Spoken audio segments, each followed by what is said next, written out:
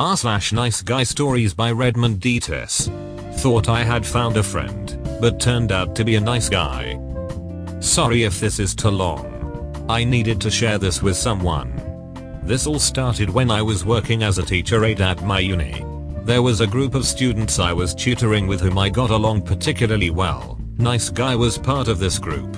Once the semester concluded and I was no longer their tutor, they invited me to hang out with them.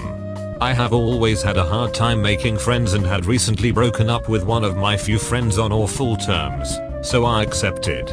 We watched and talked about movies, anime, comics and other stuff, went to eat pizza also almost every week. We even bought cake to celebrate birthdays. One day, as I waited at the group's meeting point, Nice Guy, let's call him D, saw the book I was reading. It was nothing special or particularly rare, but he expressed his interest and we talked about it as we waited for the rest. Turned out we liked similar books and some not commercial movies, so we started to talk more and send texts more frequently. A relationship was never on the table for me. I was still mourning my lost friendship and assumed D was safe as we all knew he was interested in another girl from the group. We continued like that for a couple of months. In hindsight I realize there were lots of signals along the way that seemed pretty harmless at the moment. D complained that it had been him who had added me on Facebook and not the other way. He insisted he preferred calls rather than texts quite adamantly, and tried to force me to tell him which kind of fanfiction I read, even after I expressed that was something I didn't want to share. I didn't budge, and he didn't like it, but seemed like he had accepted it. My first big mistake was to go watch a movie just with D and without the rest of the group. After that, D became more demanding and the texts began to come in waves. We were on vacation and I got nothing better to do, so again, didn't think much of it. Then, for Christmas we organized a Secret Santa thing and he was my Secret Santa. I genuinely liked the gift and told him how grateful I was. It was then that it started to get more concerning. D would try to monopolize my time. If I was talking with someone else from the group he came and started talking about the book we had mentioned on a text and basically became my shadow whenever we were with a group. I had started to feel a bit uncomfortable but not enough to cut him off. The new year started. I was supposed to confirm D a date to watch a movie only the two of us wanted to see.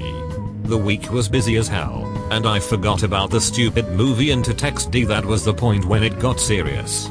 He sent me a voice message saying that if I didn't want to hang out with him anymore, I should say so and that if he had said or done something to make me uncomfortable, he apologized, to give him a second chance.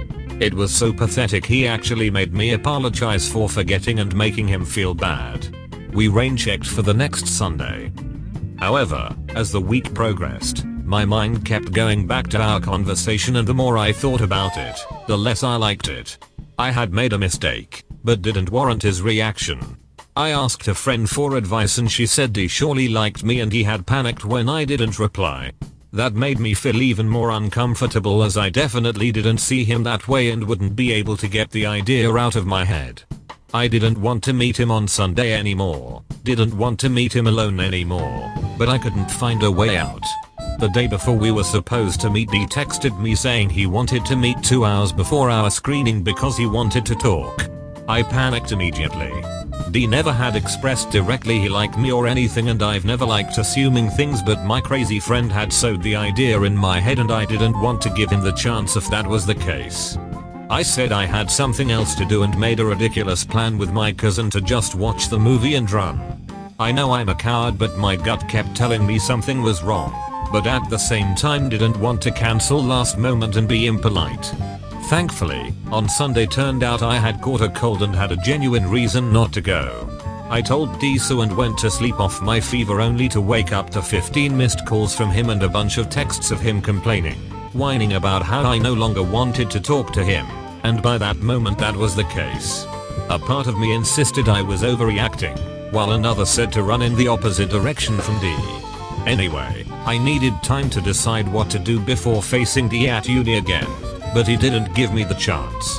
2 days later he sent me a 30-minute long voice message saying how he was going through a lot and that he didn't want to ruin another thing in his life, and made numerous attempts at guilt tripping me because he had given me a great gift for the Secret Santa thing and he had financial issues when everyone in the group knew he bought expensive stuff from Amazon all the time. Next Monday D was waiting for me outside my tutoring classroom saying he wanted to talk. I had ghosted the guy the previous week, so I agreed to meet him during lunch. I said I was sorry for what he was going through, thanked him for the gift again, but told him he shouldn't be sharing those things with me because we weren't that close. All our conversations had stayed on the hobby territory. I added he had made me feel uncomfortable and didn't know whether I would ever feel comfortable to be around him again, and if anything, I needed time to let everything pass. D agreed pretty easily, but whenever we crossed paths, he would keep staring at me. Not the best, but at least he was not calling or texting me.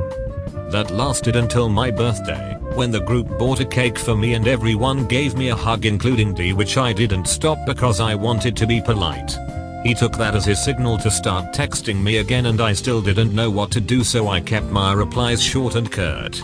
The next day he was waiting in front of my classroom again. I told him there was nothing to talk about and our situation had not changed.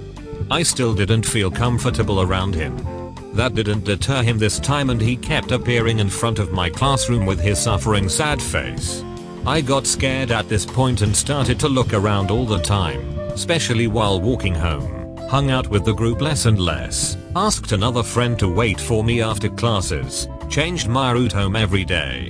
It extended during almost a month, and I even told my family about the situation because I started to become afraid D was going to attack me or something. Finally, couldn't stand it more and told him to F off, that what he was doing was harassment and I didn't want to talk or see him again, not even with the rest of the group there. D left unable to utter a word after that, but I was afraid that would not last. Fortunately, the COVID confinement started right after that. I blocked D wherever I could, and had not heard a thing about him ever since. My peace of mind, however, will forever be gone. That's all folks. Thank you for watching.